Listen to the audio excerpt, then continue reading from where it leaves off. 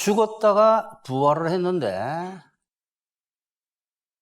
삶이 지옥 같다면 그거는 부활할 이유가 없죠. 여러분, 기독교에서 부활이라는 것은 행복을 의미하고 있습니다. 죽음이라는 것은 좋은 게 아니에요. 야, 이게 사람은 사는 거야? 사는 게 아니네. 이게 죽음의 세력이에요. 야, 살만하네. 정말 살만해. 이것이 부활의 힘이에요. 만약 육체가 죽었다가 그냥 살아나는 게 부활이면 그거는 뭐 장난이죠. 예수 부활하셨네 라고 부활절에 이야기하는데 예수님 부활하면 뭐해요? 아니, 하나님께서 이 땅에 오셔서 왜 죽었다가 부활합니까? 그러지 않아요? 우리를 부활시키기 위해서 그렇게 하신 거예요. 우리하고 관련했어요. 예수님 부활하셨네 노래할 것이 아니라 우리가 부활해야 돼요. 부활의 삶을 살아야 됩니다. 저주받은 우리가 십자가에서 죽고 축복받는 성령의 역사와 하나님의 복을 받는 사람으로 부활하는 거예요. 이것이 기독교인입니다. 아니 기독교인이 무슨 부활을 했습니까? 저 나중에 몸이 죽고 난 뒤에 부활하는 거 아니에요? 아니 영적으로 이미 부활했어요. 가나안 땅에 입성한 것이 부활의 땅으로 들어간 겁니다. 그런데 부활한 기독교인이 성령의 역사와 하나님의 복을 받는 부활의 삶을 누리려면 온전하게 헌신해야 돼요. 이것이 저 성경 창세기부터 요한계시록까지 흐르고 있는 정신이에요. 오늘은 부활한 기독교인이 성령의 역사, 이 자꾸 제가 써는 말들이 있어요. 성령의 역사와 하나님의 복을 받으려면. 성령의 역사가 뭡니까? 성령의 역사는 하나님의 역사를 우리가 받는 거죠. 연합한 상태에서. 부활한 기독교인이 성령의 역사와 복을 받는 부활의 삶을 누리려면, 부활의 삶이 뭐라고요? 성령의 역사와 하나님의 복을 받는 살만한 삶을 누리려면 온전히 헌신해야 된다라는 것을 구약의 히브리어 중에 헤뎀이라는 단어가 있습니다.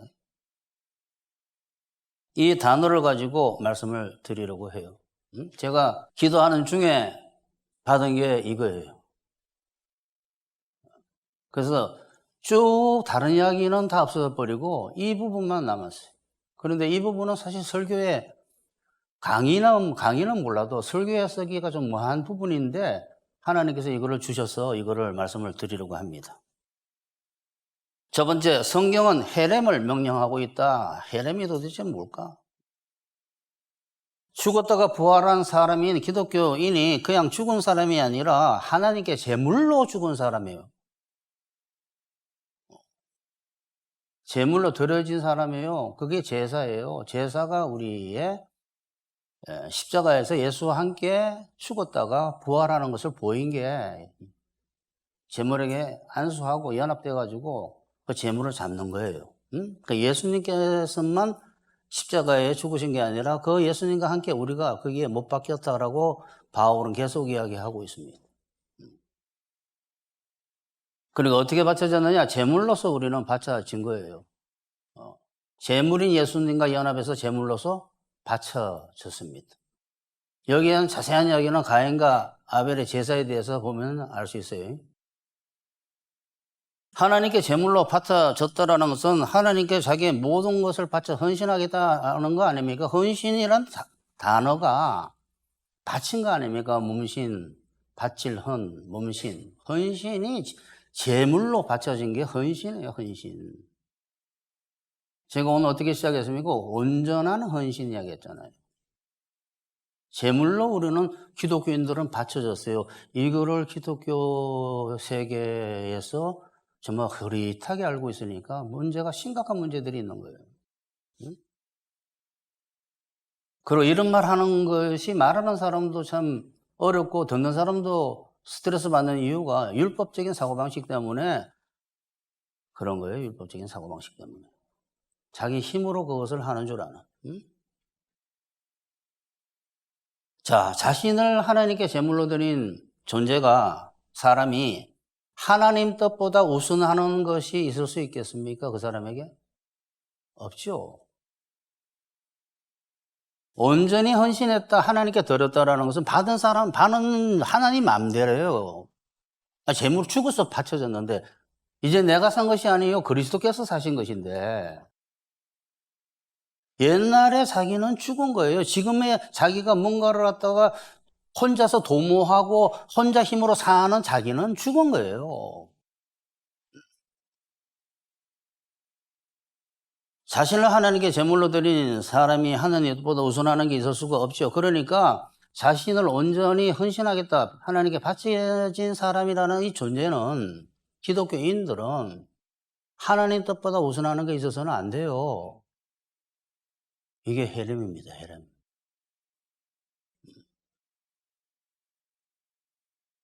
이것을 말하는 것이, 그러니까 뭐 누구나 천국 가는 것이 아니라 하나님의 뜻대로 살겠다고 하는 사람만 천국 간다라고 말씀하신 것이, 예수님이 나더러 주여 주여 하는 자마다 다 천국에 들어갈 것이 아니요 다만 하늘에 계신 내 아버지 뜻대로 행하는 자라에 들어가리라, 이 말이 그런 뜻이에요. 근데 정말 수많은 사람들이, 제가 이야기를 여러 번 말씀을 드렸는데, 기독교인이라고 하는 수많은 사람들이 정말 하나님의 뜻대로 살아야 된다는 자체를 모르고 있는 사람들이 막 부지기수예요, 부지기수. 오늘은 내가 예배에 왔는데 내가 지금 그 일을 하고 있는데 그 일이 돼야 되는데 주님 도와주세요. 뭐 이게 신앙인 줄 나는. 뭐 그것도 좋은데. 그 사람에게 물어봐서 당신 하나님 뜻대로 살 생각이 있습니까? 그러면 예? 예. 지금 오늘 이야기는 뭡니까? 그거를 넘어서잖아요. 그러니까 참 말하기가 어려운 거예요. 기존에 있는 문화권에서 이야기하기가 정말. 왜? 잡아 죽이는 줄 압니다.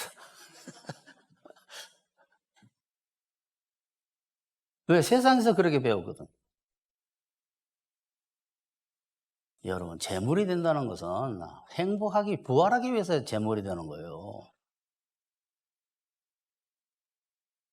부활의 삶을 누리려면 하나님 뜻대로만 살아야 된다는 것이 온전한 헌신을 요구하는 하나님의 뜻이에요. 그런데 하나님의 뜻보다 우선하는 것이 있으면 안 됩니다. 이제 이런 거는 처음에 생각 안 해본 사람들은 뭐가 뭔지 모르지만, 이미 듣고 시작한 사람들은 나중에 여러 이야기, 경험으로, 상황으로 말미암아 배워 나가는 거예요. 이럴 때 이게 하나님 뜻이기 위해서 이걸 포기해야 됩니까? 막 이런 일들이 있단 말이에요. 아브라함을 처음 불렀을 때 어떻게 불렀습니까? 본토 친척 아비 집을 떠나라고, 아버지 집을 떠나라고 이야기했잖아요. 이게 헌신이에요, 헌신. 너가 떠나라면 떠나. 너의 삶의 모든 지금까지 만들어 온 그 삶의 터전을 박차고 떠나라고 이야기하는 거예요. 떠나라고. 헌신부터 시작시켰어요. 헌신부터. 헌신과 믿음이라는 것은 이게 붙어있는, 떼 놓을 수가 없는 겁니다. 그러나 기독교인들 중에, 기독교인이라고, 자기가 기독교인이라고 하는 사람들 중에 하나님 뜻대로만 살아야 된다는 사람이 많지 않죠. 물론 그들 중에는 기독교인이 아닌 사람들도 많아요. 여러분이 다 이름이 기독교인이라고 생각하지 마십시오. 온전한 헌신을 히브리어로 이 헤렘이라고 하는데, 헤렘이라는 단어는 좀 희한한 단어예요.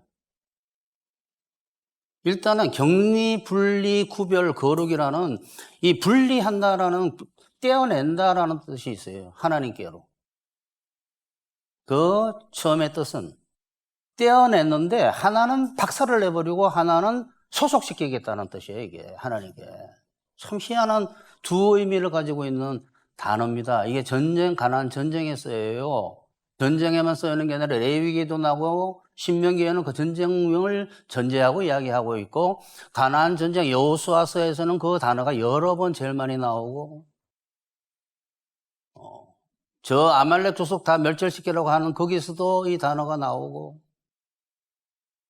가나안 땅에 입성하게 되면 그 가나안 땅에 있는 모든 족속들은 목숨까지도 하나도 남기지 않고 다 멸절시키려는 것이 이 헤렘이에요, 헤렘. 그 중에 금과 은과 돈과 철은 나한테 곳간에다 갖다 놓으라, 구별시켜라. 이해가 되시죠? 두 의미를 갖고 있는데, 일단은 격리라는 의미가 있고, 분리해, 하나님께로 소속시키는데, 하나는 심판하고 하나는 하나님께서 받으시겠다라는 거예요. 헌신은 헌신. 하나님께서 너에게 버리라는 거 다 버려. 너를 나한테 완전히 바쳐가 헤렘이에요, 헤렘. 근데 이렇게 사람들은 알고 있지 않아요? 신학자들도. 그러니까 이 헤렘이라는 단어는 일단 하나님께서 구별시키면, 격리시키면 거기에 손을 못 대게 돼 있어요.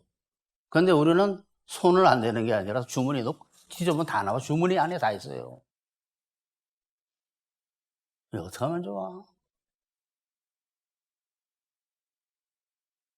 하나님 뜻보다 우선하는 것은 있으면 안 된다라는 것이 헤렘의 정신이에요. 그러니까 이 헤렘의 의미는 일부가 빠져있는 부분적인 게 아니라는 뜻이에요. 전부라는 뜻이에요.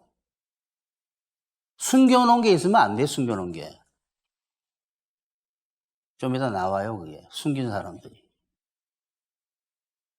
전적인 헌신이어야 된다는 겁니다. 그러니까, 자, 이런 말을 하게 되면 좀 이따 말씀드리려고 그랬는데, 미리 말씀을 드리면, 이게 자기가 할 수 있는 행함인 줄 알아요. 자꾸 순종인 줄. 결단이에요, 결단. 결단하고 하나님께 구하면 그걸 가능케 해요, 이삭을 바치도록. 우리 힘으로 바치는 게 아니에요, 이삭을. 그러니까 바울이 뭐라 그랬어요? 아브라함의 행함으로 하나님께 인정받았으면 뭐 자랑할 게 있는데 그러잖아. 그러면 자기 힘으로 했다는 소리지, 이삭 바치는 게. 믿음으로 했다고 되어 있잖아요, 믿음으로. 믿음으로 했다는 건 하나님이 하셨다는 뜻이에요. 참, 이게 어려운 거야. 그러니까 헤렘이라는 의미는 일부를 뺀 부분의 헌신이 아니라 절대적인 헌신, 전적인 헌신이어야 한다라는 것이 헤렘 사상이에요. 하나님께서 원하시는 헌신은 전부가 아니면 아닌 거로 쳐버리겠다라는 게 있어요, 사실은. 그래서 다음 주 설교는 전부 아니면 아님. 이런 제목으로 설교를 하나씩 약간 만들어놔. 이 한 번 가지고는 여러분의 정신 속에 뚫고 들어가기가 어려울 수 있으니까. 완전한 헌신의 흐름은 구약이 아닌 성경 전체의 흐름이에요. 어디서부터 어디까지? 다음 주 설교인데 창세기에서 요한계시록까지.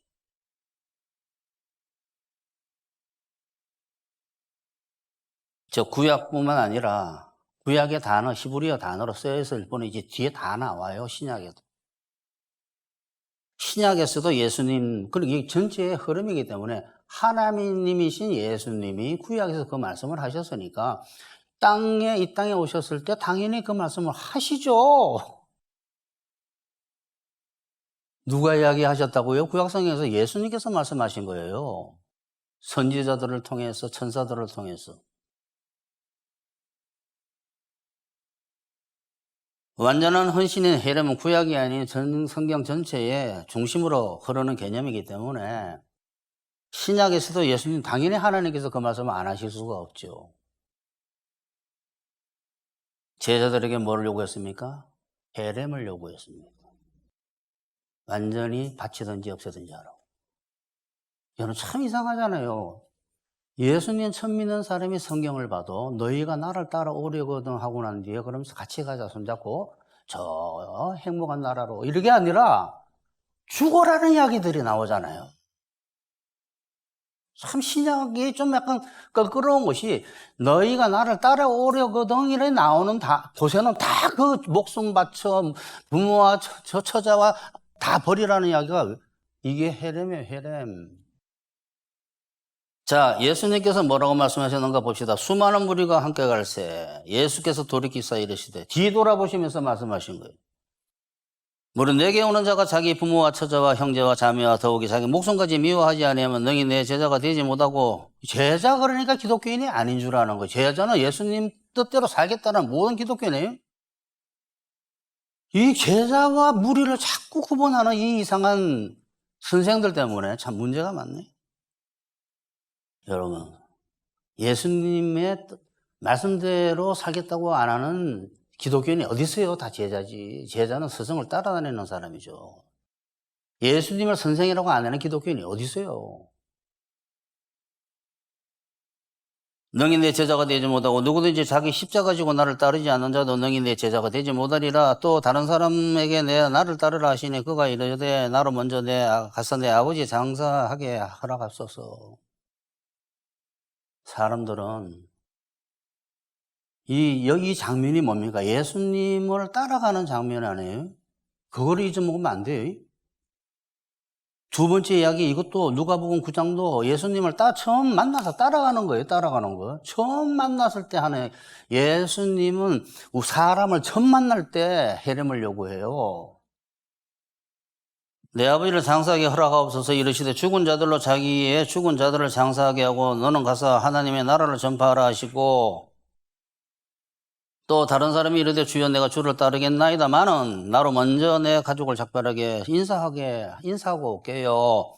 허락하소서. 예수께서 이르시되 손에 쟁기 잡고 뒤돌아보는 자 하나님 나라에 맞지 않다 하시더라.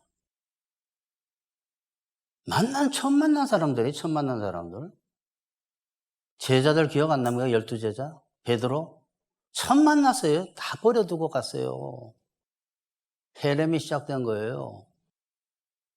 여러분의 신앙의 삶에 헤렘이 처음부터 끝까지 있어야 돼요.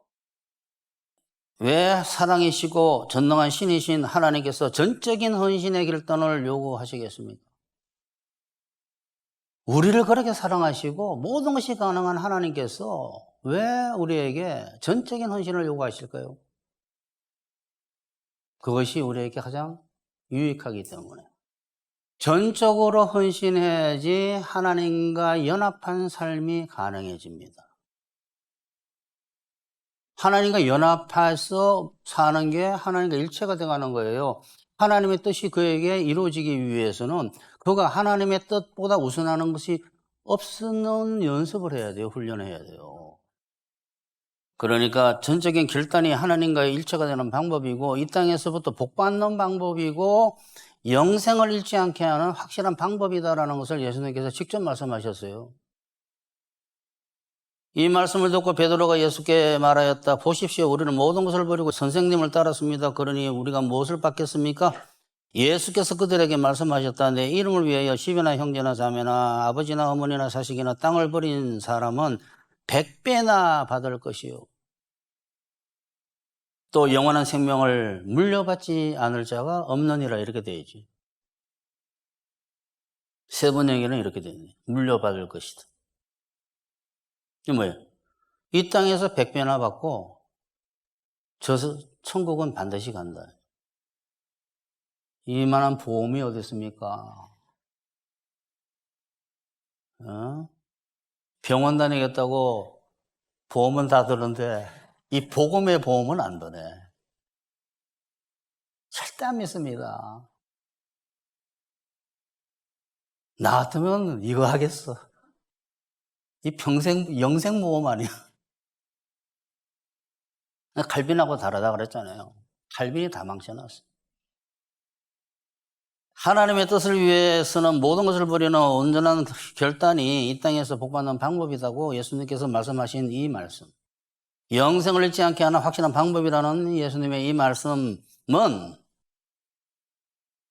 하나님의 뜻을 쫓아서, 명령을 쫓아서 모든 것을 버리는 이 결단이 부활의 땅인 가나안 땅을 들어가서 적들을 다 이기고 그 땅을 차지한다는 게 뭡니까? 부활의 삶 아닙니까? 적과 꿀이 흐르는 땅을 가지는 거 아니에요, 계속. 이게 똑같잖아요. 가나안 땅에 너네가 들어가게 되면 내 뜻을 살려고 해야만이 너네가 그 땅에서 쫓겨나가지 아니하고 적을 이길 것이고 그 땅에 적과 꿀은 흐르는 땅을 너희가 누릴 것이다라는 것이 가나안 땅에 전쟁하기 전에 하나님께서 하신 말씀인데 이게 똑같잖아 지금. 이 예수님의 말씀하고 너희가 온전하게 헌신하게 되면 이 땅에서 100배를 받고 영생을 얻지 못할 자가 없다라는 것이 가나안 땅 이야기하고 똑같잖아요. 거기서 쫓겨나가지 않고 가나안 땅을 너희가 축복을 누릴 것이다 하고. 그러니 이 말씀은 부활의 땅인 가나안 땅의 축복을 누리고 그 땅에서 쫓겨나가지 않는다는 구약의 헤렘을 이야기한 구약의 의미와 똑같다 이 말이에요. 너희가 헤렘을 지켜야만이 그 땅에서 쫓겨나가지 아니하고 그 땅을 누리고 전쟁에서 이길 것이다라는 말은 너희가 헌신해야만이 온전한 헌신을 해야만이 너희가 사단, 귀신, 죄를 이기고 그 다음에 영생은 반드시 가질 것이고 이 땅에서 복 받을 거야 라고는 이야기와 예수님의 이야기와 똑같아요. 다 예수님이 하신 말씀인데 그러니까 여기서 뭘 할 수 있습니까? 온전하게 헌신 안 한 사람은 귀신도 역사를 해요. 뒤에 나와요 그게. 잠깐. 이스라엘이 하나님의 뜻만 쫓겠다고 온전하게 헌신한 헤렘 명령을 따르는 것이 부활의 땅이 가나안 땅에 들어가서 부활의 삶을 누리는 것처럼 가나안의 젖과 꿀이 왜 젖과 꿀이 흐른다 그럴까요? 풍요롭다라는 거예요. 이 땅에서 누리는 삶을 가나안 땅을 이야기한 거예요. 땅이잖아요. 땅. 이 땅에 이만 천국에 들어가서 기독교인이 사는 걸 말하는 거예요. 응? 이거를 또 어려우니 이 땅에 천국이 임해 있다는 사실을 또 모르잖아요, 사람들이. 그러니까 이스라엘이 하나님만 뜻만 따르기 위해서 온전하게 헌신하겠다는 이 헤렘이 가나안 땅의 축복의 어떤 시작이에요, 시작. 조건이고 전제 조건이고. 이것이 기독교인이 하나님의 뜻만 따르는 온전한 헌신의 명령을 따르는 것이 이 땅에만 천국에서 쫓겨나가지 않고 죄를 이기고 천국 누린다는 말과 똑같은 말입니다. 칼빈은 이렇게 얘기 안 해줘. 한번 들어왔으면 끝났다 그러지. 또 예수님은 여호수아니까 예수님이나 여호수아나 똑같은 말이에요. 이름이 여호수아 예수. 헬라어 저쪽 히브리어 또는 아람어. 예수님은 여호수아니까 이스라엘이 여호수아를 따라서 부활의 땅인 가나안 땅을 누리려면 헤렘 명령을 지켜야 하는 것처럼 이스라엘이 기독교인들이 예수님을 따르면서 행복을 누리라 그러면 모동성을 버리라는 명령을 들어야 돼요. 그래서 예수님께서 만나자마자 그 이야기한 거예요. 다 모든 걸 버리고 나를 쫓으라고. 그 이상하지 않아요? 왜 신약에는 예수님께서 사람 부를 때마다 그 이야기를 하시냔 말이에요. 근데 여러분 한 번도 안 들은 사람도 있을 겁니다. 안 들린 사람들. 왜? 예수님 구원자로 믿으면 구원받아서 이제는 영원히 천국 간다는 간단한 이상한 걸 배웠기 때문에.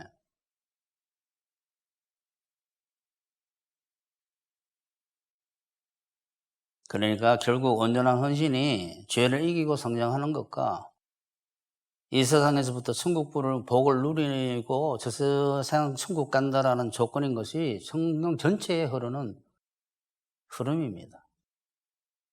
그걸 구약에서 헤렘이라고 하는 거예요. 신약에서는 온전하게 하나님께 너 자신을 바치라라는 이야기고.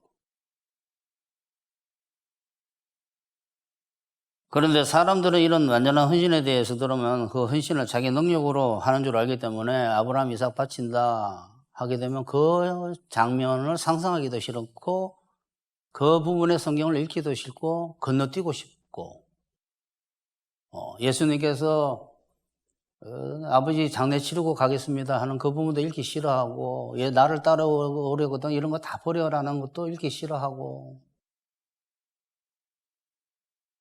다 싫어하는 거예요. 자기 능력으로 하는 게 아니에요. 자기가 그렇게 하겠다고 호응하면서 주님 역사해 주십시오 하면 하나님께서 역사하기 시작하는 거예요. 결단과 그것을 행할 수 있는 능력은 별개예요. 그렇지 않다면 목숨 바치겠다고 예수님께 그렇게 이야기했다가 배반해버린 베드로 헤렘 징벌 받아야 됩니다.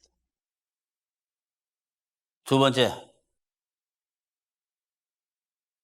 헤렘 명령을 흘려듣거나 무시한 성경에 나온 사람들이 어떤 사람들인가 한번 보려고 해요. 제단에 바쳐지지 않은 사람들. 하나님의 백성이라고 하고 기독교인이라고 하는데 옛날에 구약에서는 하나님의 백성이라고 그러고 지금은 기독교인이라고 그러는데 자기 일을 죽이지 않은 사람들. 십자가에 올라가지 않은 사람. 세례 때 용상으로 내려갔다가 용상으로 올라온 사람들. 용상으로 내려갔다 그리스도 형상으로 올라와야 되는데 이런 사람들은 하나님의 뜻보다 자기 뜻을 더 우선적으로 하는 사람들, 헤렘 명령을 받아들이지 않은 사람이죠. 흘려듣거나 무시한 성경에 나온 인물들이 있는데 이 사람들은 반드시 헤렘이란 단어가 나오는 곳에 아까워서 숨겼다라는 것이 나와요. 이스라엘이 여호수아와 함께 가나안 땅에 들어갔을 때 이스라엘 저희 민족이 여호수아와 함께 가나안 땅에 들어왔을 때가 신앙으로 말하면 첫 시작이에요. 신앙이 영적인 의미는 야간에 입성했을 때 여리고성이 무너지고 난 뒤에 처음 일어난 사건이 뭡니까? 아간이라는 친구가 헤렘을 어긴 사건이에요. 사람들이 이거 헤렘 어겼다는 것을 잘 몰라요. 거기에 헤렘이라는 단어가 막 나와. 그러니까 몸을 엑스레이를 딱 찍어보게 되면 여기 막 혹들이 있네 라는 것처럼 뭘 찍으면 쭉쭉 있는 장소들이 있어요. 구약에, 신약에. 헤렘이라는 단어가 어디에 분포되어 있냐 그러면 여기 야간 사건이 있어요. 가나안 땅에 들어왔을 때 헤렘 명령 어긴 사람이 아간입니다. 아간은 헤렘법을 무시하고 가나안 족속 물건을 훔쳐서 자기 집안에 감췄어요. 그러니까 항상 뭔가 아까워서 내놓지 않는 게 있단 말이에요. 이스라엘 자손들이 온전히 바친 물건, 이게 헤렘이에요. 헤렘. 말미암아 범죄하였으니 이는 유다 지파 세라의 정손 삽디의 손자 갈미의 아들 아간이 온전히 바친 물건 헤렘을 가졌습니다. 이러면 죽습니다. 여호와께서 이스라엘 자손들에게 진노하시니라. 이 헤렘이 뭔지 아시겠죠? 가나안 땅에 처음 들어갈 때 명령을 내렸어요. 너네는 가나안 족속을 다 죽이고 그들의 물건을 가지지 말고 금, 은, 동, 철은 다 내 곳간에 갖다 놔라고 이야기를 했어요. 어겼습니다. 외투 하나 훔치고 금 훔치고 은 훔쳐가지고 숨겨놨어요. 그러다 샅샅이 뒤지기 시작했습니다. 제비 뽑아가지고 여호수아가. 왜 그렇게 했을까요? 온 이스라엘 백성이 보라는 거예요, 그거. 이게 어디하고 비슷해요, 사건이? 신약에 아나니아 삽비라 사건. 톡 시작할 때, 가나안 땅에 입성할 때, 첫 교회가 시작할 때 하나님은 반드시 헤렘을 물어요. 처음 나를 따라오라 그럴 때. 아간 사건은 이스라엘이 신앙의 시작을 의미하는 가나안 땅 입성 후에 첫 번째 일어난 사건이에요. 사건. 안 좋은. 여리고성이 무너졌다라는 것은 한 인간으로 볼 때 거듭났다는 소리고 이 땅에 임한 천국에 입성했다는 소리예요. 그때 처음 신앙을 시작하는데 하나님께서는 시험하시는 게 이겁니다. 그런데 우리는 시험이랄 거 것도 없어요. 시작을 자체 미지근하게 시작했으니까. 시험도 못해? 딱 이 말하자마자 통찰력 있는 사람은 뭐가 떠오르죠? 제가 요한계시록까지 이랬잖아요. 아까 전에. 차거나 덥거나 하든지 다 때려치워라. 내가 토해내치겠다. 이게 헤렘이에요. 헤렘. 구약, 신약은 처음부터 끝까지 이 이야기를 하고 있어요. 사실은. 이삭 바치기부터 라오디게아 교회까지. 근데 이런 이야기를 하게 되면 헌신하기 싫어하는 사람들은 틀렸다고 생각하면서 비웃는 거예요. 비웃어. 그게 아간이라 그래요. 아간. 아간 사건은 신앙의 시작을 어떻게 하는지를 말하고 있는 겁니다. 또 사울 왕이 또 이 사울 왕 사무엘 상복에 되면 거기에 15장에 막 여기저기 이 헤렘이라는 단어가 하람 헤렘이 나와요. 하람이라는 건 헤렘의 동사예요, 동사형. 사울 왕이 아말렉 족속 다 죽이고 아무것도 남겨두지 마라 그랬어요. 근데 아각 왕 살리고 그 중에서 아주 2+ 정도 되는 소와 양을 질 좋은 애들을 남겨놨어요. 왜? 이스라엘은 제사하는 나라이기 때문에 소와 양이 엄청나게 필요한 나라예요.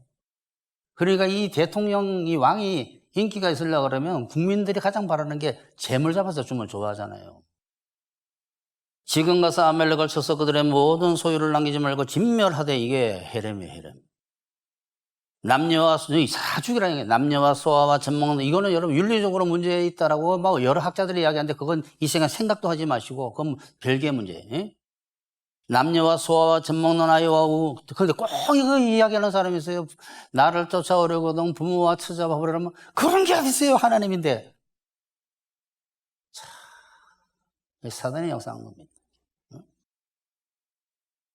아말렉을 쳐서 그들의 모든 소유를 남기지 말고 진멸하되, 모든 소유를 하나도 남기지 말고 남녀와 소아와 젖먹는 아이와 우양과 낙타와 나귀를 죽이라 하셨나이다 하니, 사울과 백성이 아각과 그의 양과 소의 가장 좋은 것 또는 기름진 것과 어린 양과 모든 좋은 것을 남기고 진멸하기를 즐겨 아니하고, 이게 헤렘법을 어긴 거예요. 가치 없고 하찮은 것은 진멸하니라. 그러니까 부분적으로 하는 거야. 우리들은 헌신하라 그러면 확 패버리지 그냥. 미거적 이 핑계대고 저 핑계대고 신학적인 핑계대고 뭐 핑계대고, 꼭 보면 이유되고 저 이유되고 이래서 안 되고 저래서 안 되고, 지금은 30인데 40대도 그러고 50대도 그러고 60대도 그러고 70대도 그러고 죽을 때도 그래. 그게 아간이에요. 좀 이따 나오는 내용인데, 그게 사울이고. 왜 하나님께서 아간을 쳐 죽였을까? 그거 하겠다고? 아니요. 신앙생활 한 1, 2년만 해도 알 수 있는 거예요, 사실은. 왜 사울을 쳐 죽였을까? 나중에 그 아들과 함께, 꼭 가족과 함께 죽여요. 이거 한 번 하겠다고? 아니요. 왜 아나니아 삽비라 죽였을까? 한 번 그랬다고? 다 그렇게 생각해요, 사람들은. 그렇지 않아요. 진멸하기를 즐겨 아니하고 가치 없고 하찮은 것은 진멸하니라. 일부만 헌신하고 일부만 항상 찝찝하게. 여호와의 말씀이 사무엘에게 임하니라. 이르시되 내가 사울을 왕으로 세운 것을 후회하노니 그가 돌이켜서 나를 따르지 아니하면 내 명령을 행하지 아니하였음이니라. 왜 제가 아까 귀신 이야기했죠? 사울에게는 항상 귀신이 역사했습니다. 그거를 쫓아준 게 누굽니까? 다윗이에요. 찬양을 해가지고. 요새 같으면 찬양이에요, 찬양. 그러니까 이 사울 왕이 헤렘을 어긴 거예요. 진멸 나오는 게 이게 하람이 헤렘. 또 가나안 땅에 처음 들어가서 헤렘 명령을 듣지 않고 아까운 거 숨긴 아간 사건과 비슷한 사건을 아까 미리 말씀드렸다시피, 아나니아 기독교 첫 교회가 시작될 때, 첫 교회, 예루살렘 교회, 베드로 교회, 첫 교회가 시작할 때 똑같잖아. 꼭 시작할 때 아나니아 삽비라 사건. 왜 하나님은 아간을 박살내고 아나니아 삽비라를 박살냈을까? 사람들이 잘 이해를 못해요. 처음 시작 때 이렇게 해야 된다고 보여준 거예요. 성경책에 누구에게나 다 보도록. 사건들을 남겨놔야 되기 때문에. 아나니아라 하는 사람이 그의 아내 삽비라와 더불어 소유를 팔아 그 값에서 얼마를 감추매. 여러분 이걸 읽을 때 오해하시면 안 되는 게, 뭐 돈이 아까워서 흥을 좀 안 할 수 있는 거지, 그런 개념이 아니에요. 이 당시에 이 시작하는 원시 첫째 교회는 그런 분위기가 아니었어요. 자기가 숨기지 마라 그랬잖아요, 이 베드로가. 왜 너는 나 숨기냐고. 이 친구가 항상 이런 식으로 신앙생활을 한 거예요. 뭐라고 합니까? 사탄 이야기가 나오잖아요. 사탄 이야기가. 아나니아 삽비라 이야기에. 사울 왕에게 악령이 역사했다는 이야기가 계속 나오잖아요. 성경책에. 그들의 판단은 항상 부분적으로 헌신한 사람들의 판단은 틀릴 경우가 거의 다예요. 여러분. 온전하게 한 사람하고 달라요. 소유를 팔아 그 값에서 얼마를 감추며 그 안에도 알더라. 얼마만 가져다가 사도들의 발 앞에 두니 베드로가 이르되 아나니아야 어찌하여 사탄이 내 마음에 가득하여 내가 성령 하나님을 속이고 성령을 속이고 땅값 얼마를 감추었느냐. 하나님은 꼭 보게 되면 처음에 신앙의 시작일 때를 조심시키기 위해서 아나니아 삽비라와 이 아간 사건을 성경책에 실은 거예요. 왜 실려 있어, 그게? 똑같잖아. 아까워서 숨겼잖아요. 왜? 신앙생활 그렇게 하면 안 된다라는 것을 보여준 거예요. 그 친구들은 계속 그렇게 했던 사람들이에요. 그래서 예수님은 가나안 입성 때 아간 사건과 교회 시작 때 아나니아 부부 사건과 예수님 처음 따를 때 나를 따라오려거니 시작이에요, 시작. 그때 혈렘을 요구한 거예요. 너 목숨까지 다 버릴 작정해라. 안 이랬으면 좋겠는데 생각하시죠? 그 이유가 있어요. 그래야만이 하나님과 제가 수없이 여기서 7년 동안 이야기했어요. 연합, 교통, 역사할 수 있고 믿음으로 살 수 있습니다. 그렇지만 대부분 기독교인의 시작은 그렇게 시작한 사람들이 거의 없어요. 그렇게 되면 어떻게 될까요? 자동적으로 모든 사람은 자동적으로 먼저가 딴 게 돼요. 응? 예수님은 그걸 하나님은 그걸 아세요. 항상 이들은 처음 시작이 온전하게 시작 안 하고 다른 걸 먼저 우선순위로 둔다는 걸 알고 있어요. 그래서 예수님께서 하신 말씀이 뭡니까? 너희는 그의 나라와 그의 너희와 그의 나라를 먼저 구하라. 먼저.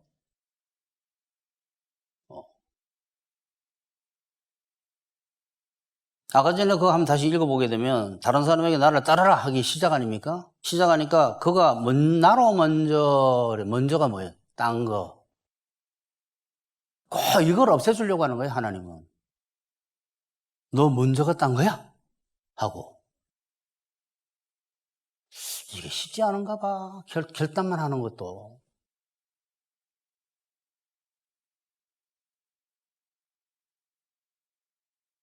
나로 먼저 가서 내 아버지 장사하게 하소서. 또 다른 사람에게 이르되 주여 내가 주를 따르겠나이다. 마는 나로 먼저. 일부러 이렇게 실어놓은 거예요. 성경책에 예수님 빨간 글씨로. 봐라, 너네들은 항상 먼저가 딴 거 꼭 가족들이야. 그래서 오늘 가족 이야기만 할 거예요.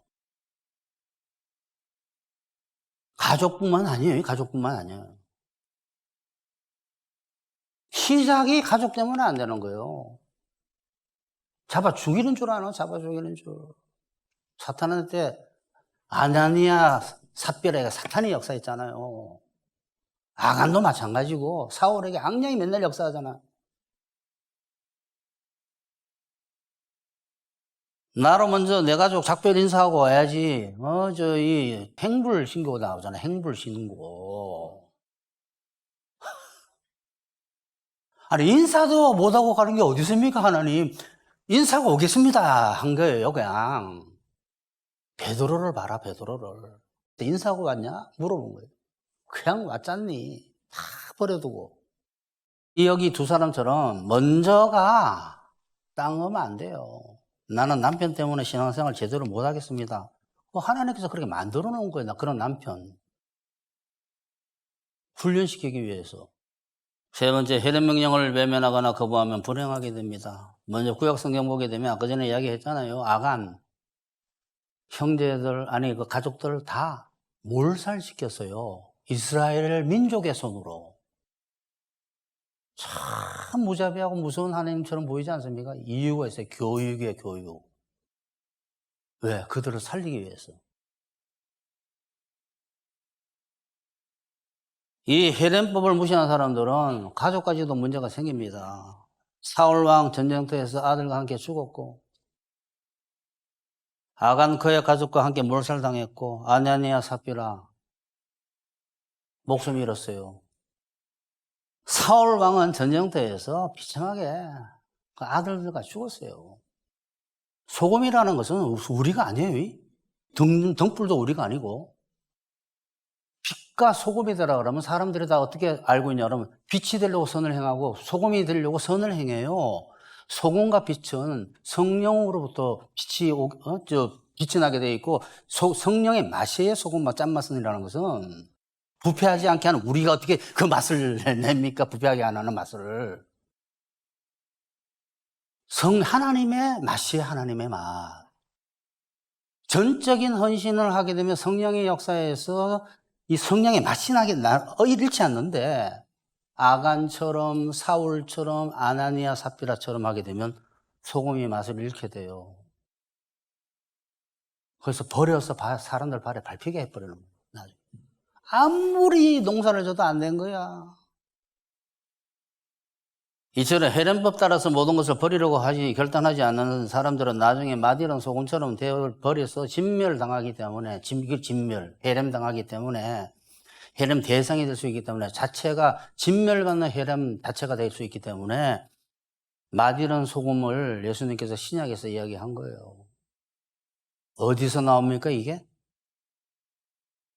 헤렘법을 이야기한 누가복음 14장 바로 밑에 나오잖아요, 결론으로. 신약의 헤렘의 이야기는 누가복음 14장이에요. 그 바로 밑에 나오잖아요. 이 말이 왜 나왔겠어? 아가나, 사오라, 아나니아, 삽비라야 너네는 이랬다라고 해요. 이와 같이 너희 중에 누구든지 자기의 모든 소유를 버리지 않으면 너희 내 제자가 되지 못하리라. 소금이 좋은 것이나 소금도 만일 그 맛을 잃으면 이게 왜 나와요 갑자기? 맛을 잃을 수 있다 이 말이에요. 그러면 밟힌다. 헤렘 당한다 이 말이에요. 진멸의 대상이 될 수 있기 때문에 신약에 보게 되면 헤렘범에 해당되는 누가복음 14장 맨 뒤에 마디론 소금 이야기가 나온 거예요. 이와 같이 너희 중에 누구든지 자기의 모든 소유를 버리지 않으면 하게 되면 내 자가 되지 못하리라. 소금은 좋은 것이나 소금도 만일 그 맛을 잃으면 무엇으로 짜게 하려. 땅에도 그럼에도 쓸데없어 내어 버리느니라. 들을 기가 있는 자는 들을지어다 하시니라. 하나님은 아무리 농사해도 이들은 가능성이 없다는 것을 아셨기 때문에 아무리 해도 안 되는 거예요. 그리고 그게 어디 나옵니까? 예수님 제자들이 와가지고 예수님 뉴스에 18명이 망대가 무너져서 18명이 죽었대요. 그래? 그들이 너희보다 죄가 더 있어서 그런 줄 아니? 너희도 회개치 않으면 헌신하지 않으면 다 이와 같이 망하리라 하면서 무화과나무 이야기를 하셨어요. 어느 포도원에 무화과나무 하나가 있는데 매일 농사를 해도 열매가 안 맺히니까 주인이 찍으라 그러니까 농부지기가 아니 1년만 한번 해볼게요. 그래도 안 되면 찍어버리소서. 안 된 거예요 농사가. 하나님은 그냥 치지 않습니다. 그래도 가능성 있는 사람은 매일 헤렘하라고 계속 역사를 하세요. 가능성 있는 사람은 매일 하나님께서 너 완전하게 헌신하라고 다 끝까지 다루세요. 끝까지. 가능성 있는 사람은. 가능성 없어지는 걸 볼 때까지. 끝까지 다루신다가 무슨 뜻일까요? 아는 분. 고통받는다. 이 말 아니요. 헌신 안 하면 끝까지 다루신다. 그러죠. 다루신다. 고통받는다지. 그러니 죽어서 저 천국은 갈지 몰라도 이 땅에서 정말 쎄빠지게 고생하다가 가는 거예요. 정신, 육체, 처지, 인간관계. 혈연 명령을 온전하게 명령대로 온전하게 헌신하지 않아서 불행하게 된다는 것은 성경의 예 말고 실제 살아가는 데에 예를 간단하게 생각난 거를 말씀을 드리면 돈 버는 거 먼저 하겠다고 신학교 미루거나 목회 미루고 이것이 헤렘법을 어겨서 자신과 가족이 불행해지려고 작정한 겁니다. 하나님의 종이 되기 위해서 먼저 입고 먹고 마시는 것을 처리해 놓고 해결해 놓고 그 나라가 그 일을 먼저 연구하고 입고 먹고 마시는 것부터 해결해 놓고 내가 목회한다는 것은 굉장히 이성적이고 신학하겠다는 것은 굉장히 이성적이고 굉장히 정상적으로 보이고 합리적으로 보이는데 그것이 귀신이에요. 하나님께서 살리실 것을 믿고 가족을, 자기를 하나님께 바쳐버려야 돼요. 하나님께. 자기 자신과 가족을 바쳐버려야 돼요. 하나님께서 알아서 하실 거라고. 자기가 살려고 하면 죽어요. 죽고자 하면 살고. 무리와 제자들을 불러 이르시되 누구든지 나를 따라, 이 헤렘 나오잖아요. 따라오려거든 자기를 부인하고 자기 십자가 지고 나를 따를 것이니라. 누구든지 자기 목숨을 구원하고자 하면 그랬잖아요. 헤렘법 안 지킨다고 다 이야기한 거예요. 예수님이. 살려고. 누구든지 자기 목숨을 구원하고자 하는 자는 잃을 것이고 누구든지 나와 복음을 위해 자기 목숨을 잃고자 하는 자는 산다고 돼 있잖아요. 이 구원이 무슨 뭐 천국 가는 것만 있는 줄 압니까? 성경에서 구원이라는 말은 육체, 정신, 육체, 처지, 인간관계 살리는 말을 다 구원을 말을 쓰고 있어요. 자기 살려고,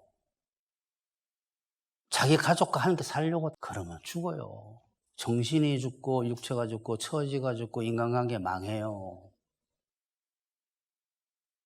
결론 냅시다. 행복한 부활의 삶을 누리는 기독교인은 많지 않은데 그 이유가 많은 기독교인이 온전한 헌신을 들어본 적이 없어요. 그냥 뭐 교회 왔다 갔다 하고 그래서 성령이 강하게 역사를 안 하죠. 온전한 헌신을 모르거나 거부하거나 자기는 헌신했다고 하면서 방어기제로 헌신하지 않는 부분을 아간처럼 숨기기 때문에요. 아나니아 삽비라처럼. 온전한 헌신 없이 뭔가 아까워서 하나님께 숨기게 되면 하나님께서 그걸 다루십니다. 그럼 오늘 설교 후에 하나님 앞에 버리지 않은 것들이 있는지 점검해 보셔야 돼요. 정말 가만히 앉아가지고 내가 뭘 숨기고 있나 하나님께. 뭘 안 바쳤지? 뭘 안 버렸지? 꼭 행함을 이야기하는 거 아니에요? 결단이라도. 속장들은 그것을 속회에서 보일 수 있어야 돼요. 뭘 보겠습니까? 속도원들이.